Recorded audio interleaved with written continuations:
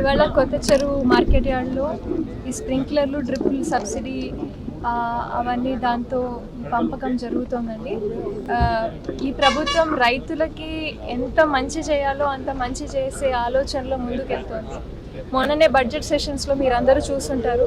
కేవలం అగ్రికల్చర్కి మాత్రమే దాదాపు 43,403 కోట్ల రూపాయలు అగ్రికల్చరల్ సెక్టర్కి మాత్రమే బడ్జెట్ కేటాయించడం జరిగింది. ఎన్నడూ లేని విధంగా ఇంత అమౌంట్ మన రాష్ట్రానికి అగ్రికల్చర్ సెక్టర్కి కేటాయించారంటే అది ఇంత లోటు బడ్జెట్ ఉన్న టైంలో కూడా మనము చంద్రబాబు నాయుడు గారికిను ఈ ప్రభుత్వానికి రైతుల పట్ల ఎంత కార్యదక్షత ఉందో మనకి ఒకసారి దీని ద్వారా తెలుసుకోవాలి. ఇవాళ ఇచ్చిండే ఈ సబ్సిడీ పథకంలో దాదాపు 145 మంది రైతులకి 171 హెక్టర్స్కి కావాల్సిన డ్రిప్పులు ఇంకా స్ప్రింక్లర్ సబ్సిడీస్తో చాలా వరకు తక్కువ అమౌంట్ బెనిఫిషరీ కట్టి మిగతా 90% దాకా ప్రభుత్వం నుంచి వాళ్ళకి లబ్ధి పొందుతోంది. ఇది కేవలం అప్లై చేసిన వారం 10 రోజులు మ్యాక్సిమం అంటే నెల రోజుల్లో వాళ్ళకి అంది చేరుతోంది. మీరు అడిగి చూడండి, ప్రతి ఒక్క రైతు చాలా ఆనందంగా పడుతున్నారు. గత 5 సంవత్సరాలు లోపించిందే ఇది మన వైసీపీ ప్రభుత్వంలో.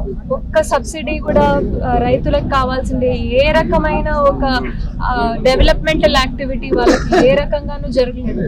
ఇంకా ఈ స్ప్రింక్లర్లు డ్రిప్పులతో పాటు కొత్త ఇది డ్రోన్ టెక్నాలజీని కూడా ఫ్యూచర్ లో ఈ రాబోయే 5 సంవత్సరాల్లో అగ్రికల్చర్ కి related AI technology and drip technology ఇంకా డ్రోన్ టెక్నాలజీని కూడా అనుసంధానం చేసి కొత్త యూసేజ్ ఆఫ్ అగ్రికల్చరల్ టెక్నాలజీస్ తో ముందుకెళ్ళి ప్రొడ్యూస్ ని ఈల్డ్ ని పెంచాలనే ఉద్దేశంతో ఈ ప్రభుత్వం ముందుకెళ్తుంది.